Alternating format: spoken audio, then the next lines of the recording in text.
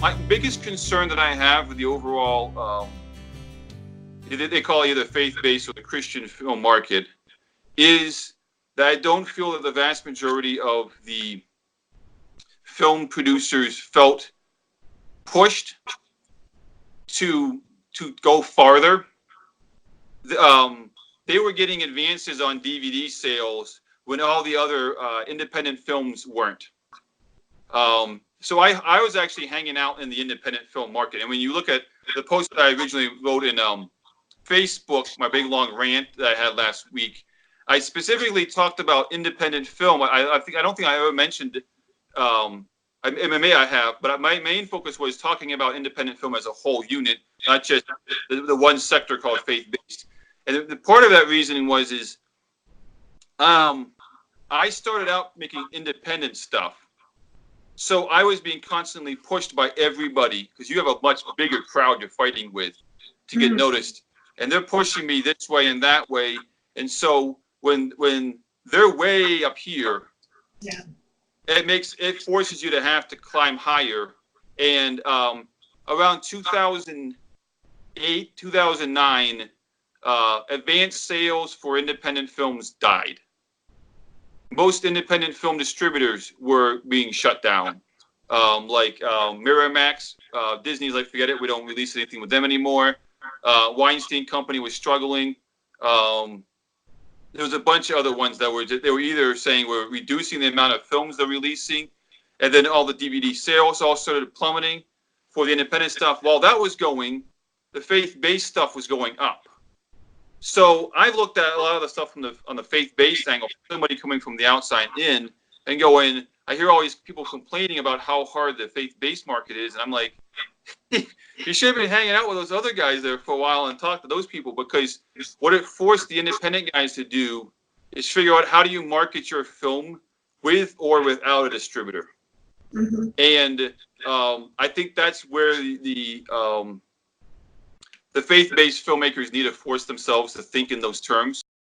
Well, in 2009, there was a new crew position developed called a PMD, a producer of marketing and distribution. And the idea that they had was they would look at your film. Now, granted, a lot of these films would fall into what they call a cause film. They were a film that had a cause, like maybe it was dealing with drug addiction. Maybe it was dealing with a political issue or a cultural issue. So what they would do is they would say, okay, who is the key demographic who would get fired up and excited about this particular issue? Let's figure out how we target those people. So you stop thinking of a one-size-fits-all marketing idea, and you think more of, if you're going to pitch it at Shark Tank, you would be saying to them, okay, here's how it works. They'd say, where are you selling your, let's say, your food products you've created? You created there was one I watched, like vegan deli meat, okay? So where are you selling this vegan deli meat at? And then they would talk about certain outlets that were focused on non-meat, meat-type material, okay? And so they were targeting specific people. They weren't going after everybody who likes food. They were going after specifically the people who like a particular type of food.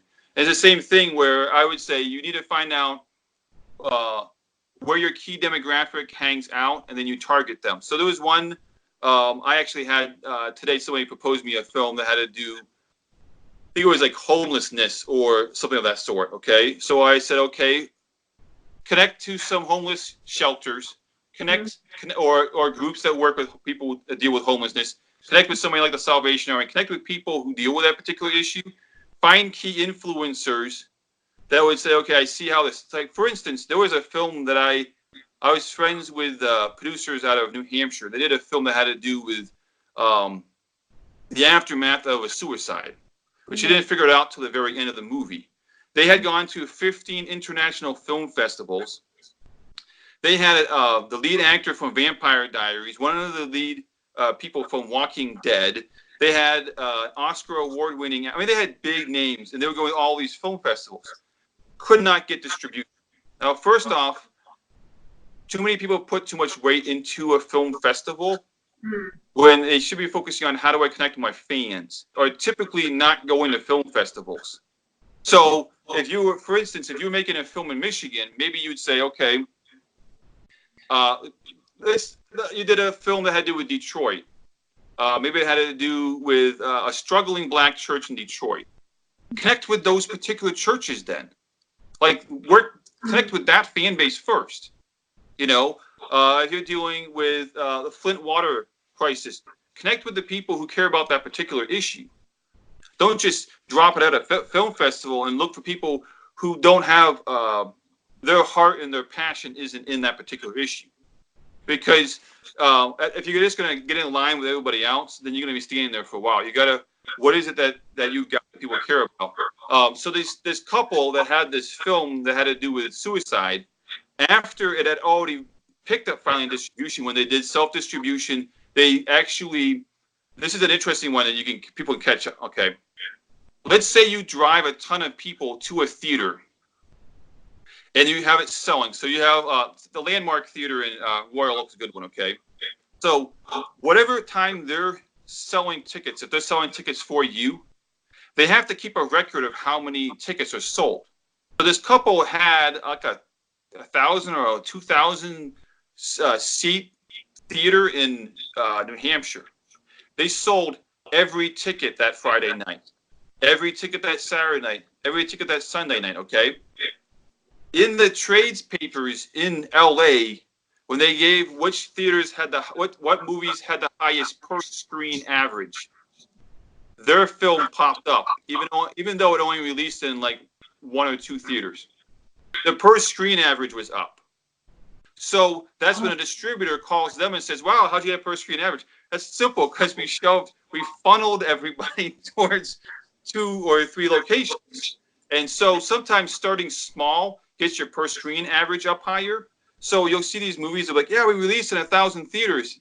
Yeah, you have barely anybody showing up. Where you could have released at, say, 500 theaters, waited till your per screen average went up, then expanded to 1,000 theaters. So, and it's also about where do you plant your movie. Let's say that you're doing something and all the excitement is down in the southern part of the country. Mm-hmm. Then it wouldn't make any sense to open up in New York or LA. Right. Who's going to show up? And now you're wasting advertising dollars, and now your per screen average just went down the toilet. So this couple then connected with an organization called Survivors of Suicide. Mm-hmm. And they're like, we wish we had connected with them in the beginning, because that organization would have then shown it and talked about how this movie was so important that other people would have picked up on the importance of it. So it's one of those stories where it's like, figure out who would connect with your film on a personal, deeper level, and have them become a key influencer talking about how important this is to other people. So now it moves from a level of providence. I mean, you're not going to be able to compete with Marvel or Star Wars or DC or some Transformers, whatever. You're not doing some big, huge thing with huge explosions. So what's the other value you bring to the table? And that's what you got to think about when you're marketing it. I've been told from the churches themselves, they wanted more breakthrough, more I can only imagine, more I still believe, the bigger stuff visually, and they wanted less God's Not Dead. They want less talking and they want more movement. I think the secret ingredient is a combination of both. People, there was an entertainment lawyer that went to one of these Canadian film festivals about 2009 and did a speech about why these Canadian independent films were going nowhere and why Hollywood was making tons of money. And he said the 4 reasons why somebody goes to a movie. Now, obviously, you got to put this in context. This is general audience as a whole. So different people groups may be slightly different. But I remember meeting Rick Bond from PureFlix, and he kind of confirmed the same thing from their angle when they were looking at data as well. The number one reason why somebody goes to watch a movie, it's the thrill ride. They want to go there to be entertained. Give me something that looks great on the big screen that I'm not going to see by watching it, streaming it, or seeing it on my cell phone or watching on DVD. So I'm not saying, I don't think people want to see a nonstop extravaganza like Transformers, which has absolutely no story, and it's just big giant robots smashing everything. I mean, yeah, you'll get your 13, 14, 15-year-old all into that, but I think the general audience is getting doesn't want straight that, but they do want something that feels they want to feel larger than life. So if you did a story about somebody with 5 characters and one of them's struggling with an addiction and it's depressing and like nobody's watching your movie. So you have to find a way to. People want to escape, so you have to give them a little bit of escapism. Now, here's another one. I was going to find my pitch deck and try to get these numbers. I did up the data on. Okay, so here's the 4 things first. First was thrill ride. Second was memorable characters that you can catch right off the bat in the trailer. That you say, I'm going to totally love that character. Number 3 was a concept that they could attach to. Number 4 was a story. And then people argued with the guy and they said, why is it you put the story last? And he says, because you don't know it's a good story until you already paid for the ticket and watched the movie. Yeah. You can't tell on a trailer. And I was like, that's true. And that's one of the reasons why when you see the marketing that comes out for like a Kendrick film, he'll release a trailer, he'll release scene excerpts. Because he knows the trailer isn't selling the story by itself. You can't catch a story on whether or not the story is worth it on 30 seconds, 60 seconds, or 90 seconds. But here, let's rip out this 1-minute scene and see if this entices you. So that's probably part of the benefit of what I did with the pitch trailer was you get a little bit of story with a little bit of the high end. And you'll see, okay, there's more here than just flashy stuff. There's an actual story in it. The data that I looked up when I was doing some stuff with pitch deck was probably less than 25% of the people who say they would probably want to watch a film with a Christian message, 25% or less are actually showing up to the movie theaters to watch them. DVD sales for faith-based is starting to go down as well. The only movies that are making serious money on DVD are the ones that made it in the movie theaters. Nobody's catching so-and-so's DVD that's available on Amazon, or I see a ton of them at Family Video. They'll have a ton of these different new faith-based ones. I know it's faith-based because they'll have the little dove symbol in the corner. That's like the giveaway to anybody who's looking for, oh, I found the symbol, and then that you know what you found.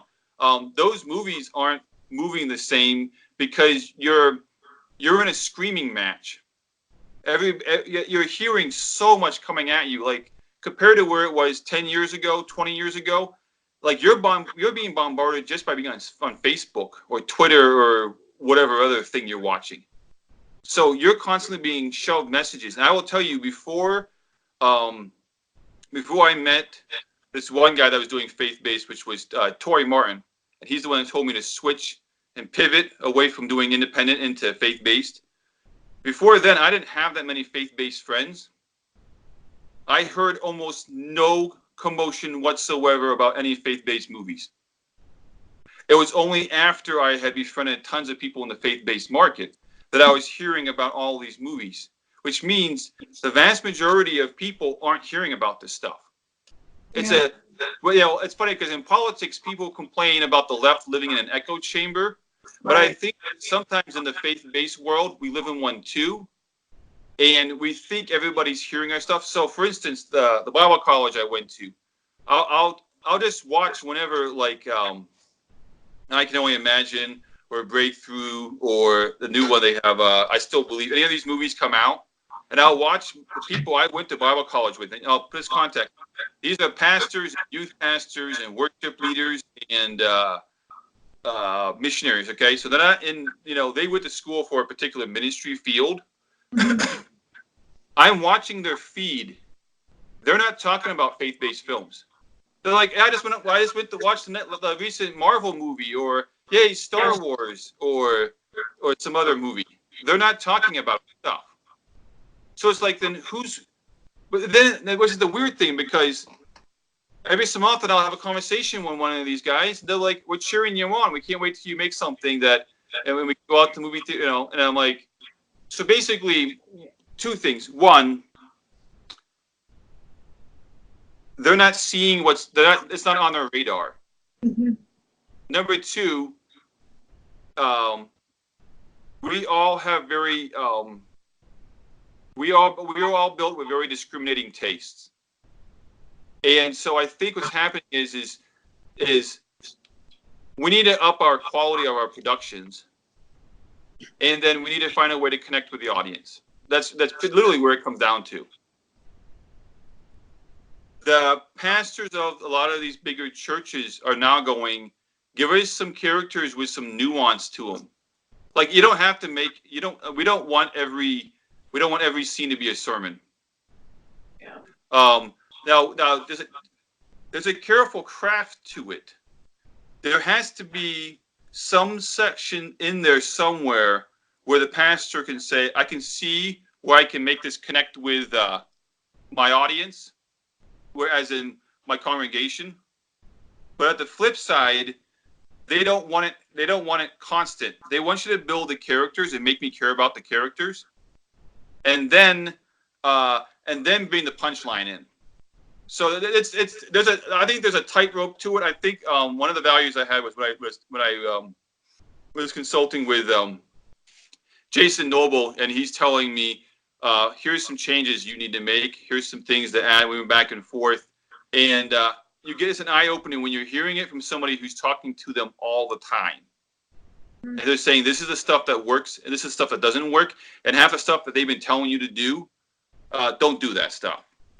So I think it's an eye opener, and I've been able to do is implement some of the stuff that I was doing on my other projects in a smaller form, and put that together, the things that I'm learning from him, so that way I can create a much wider thing. But you have to.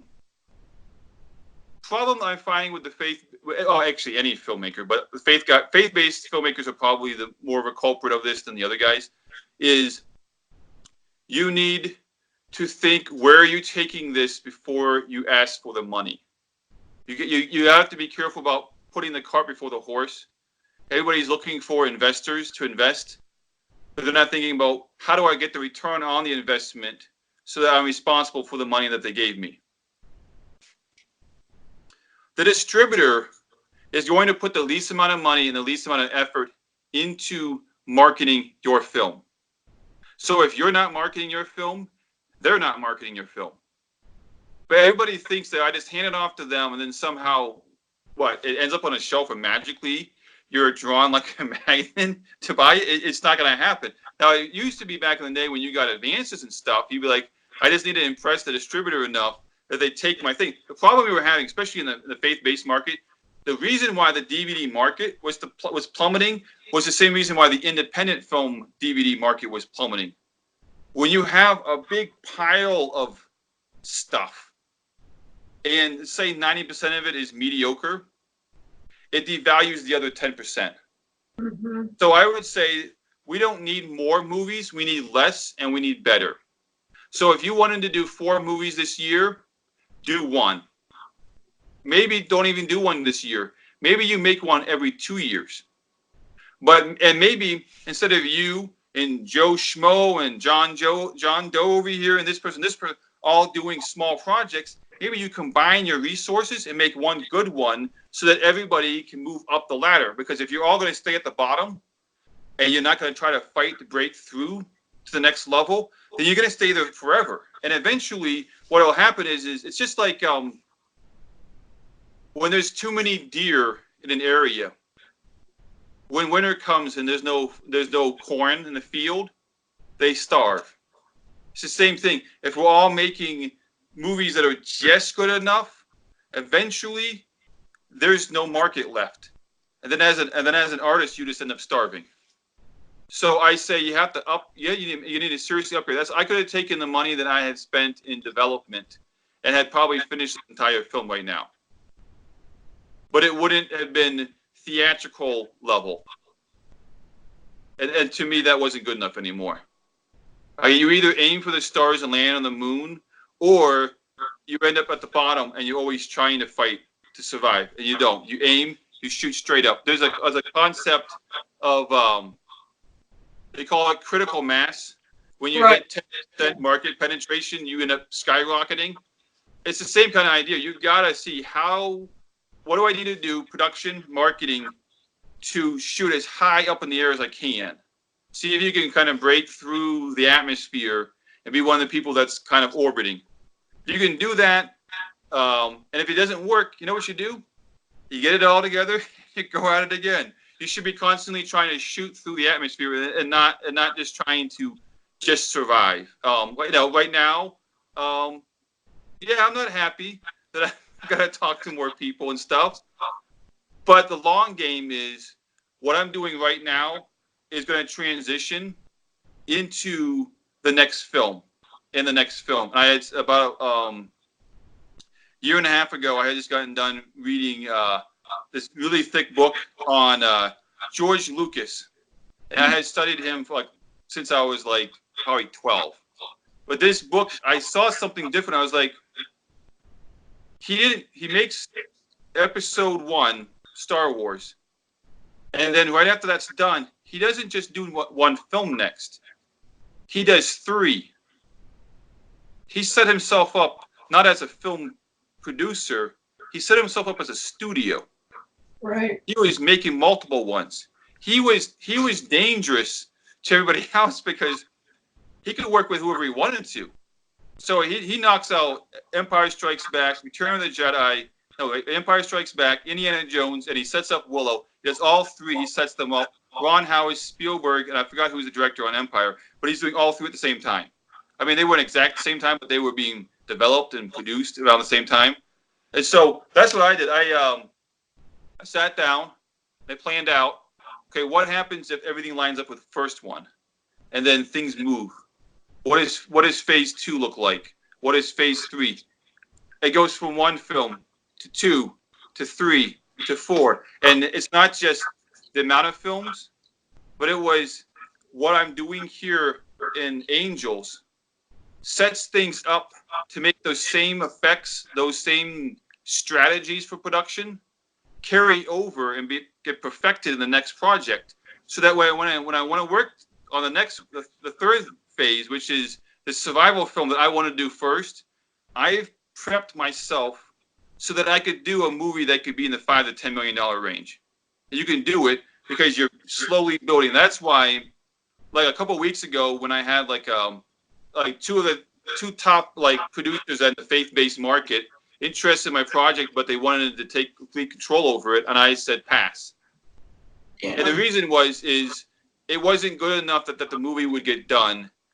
I needed to be the one producing it and directing it because I needed to finalize how to do certain techniques in a systematic way so that I could do it on the next project and the next one, and so that you can move quickly but make it look good. Yeah. And so the idea is you don't want to keep reinventing the wheel.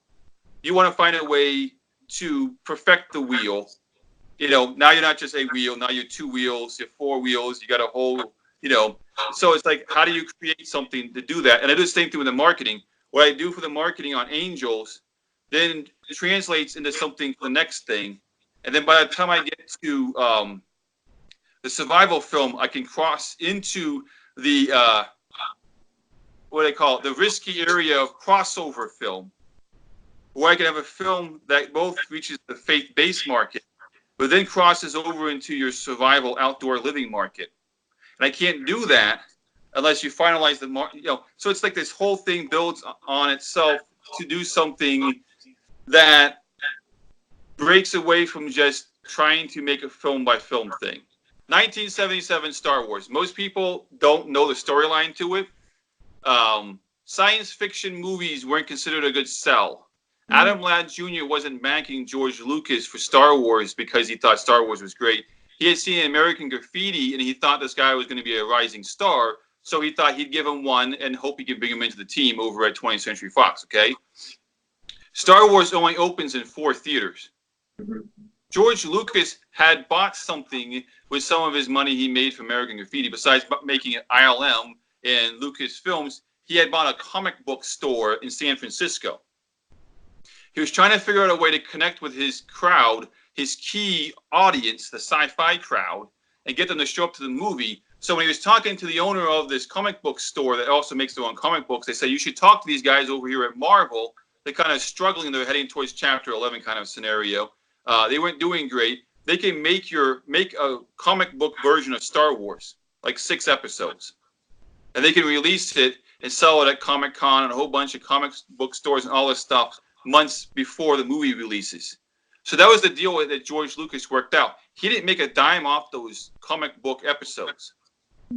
It was simply, he was going to get his movie pre-marketed to the 13 to, say, 19-year-old sci-fi geeky guys who wanted to see a sci-fi movie.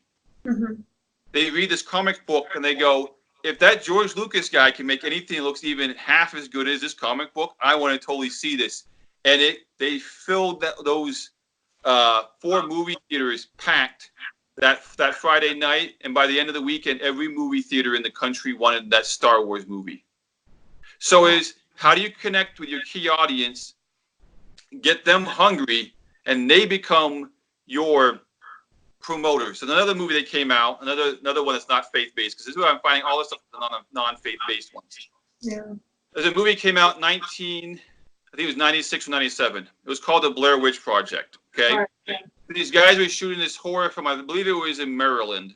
And they got done shooting it. I think it was $15,000. They ran out of money. One of the producers goes to work for a TV show down in Florida called Split Screen. It was basically like a Ghost Hunters kind of thing. It was also supposed to be reality-based stuff. So he's editing for this guy. And he shows him a bunch of the footage from Blair Witch. The guy goes, "Oh, I love it. Can we take parts of this TV show, this movie, and stick it on split screen? I'll pay you some money," which is what they use for the post-production money. It dropped on that thing. This is the beginning of the internet before we had social media and whatever.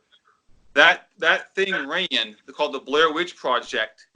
Their little site they had for that TV show, Split Screen, got hit so much with questions on their forums that I think they ended up crashing their site. This guy's you got to create a site for your Blair Witch Project because we got way too much traffic. I got to send everybody over to where you're at and stop, crashing our site. That's how he got his fan base. Before they got to Sundance, they already had deals. Nobody had seen the full movie. Wow. They ended up, I forget who it was. They were the guys that ended up eventually releasing the VeggieTales Jonah movie. I forget. Artists and Entertainment was. They're the ones who end up buying it, okay? So it's one of these, you make a form of your film in a smaller form so that you can get it to the people who would be the key fans that would get excited about it.